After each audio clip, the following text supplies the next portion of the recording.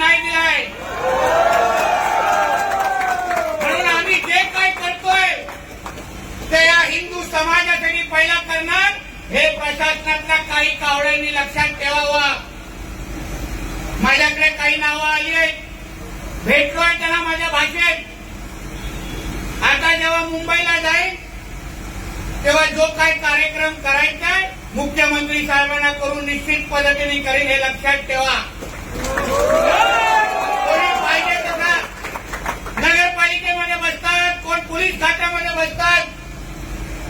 Police खात्यामध्ये बसलेल्या अधिकाऱ्यांनी समजून घ्यावं, मोजक्या काही 1-2 अधिकाऱ्यांमुळे आमचं पोलीस खातं बदनाम होता कामा नये.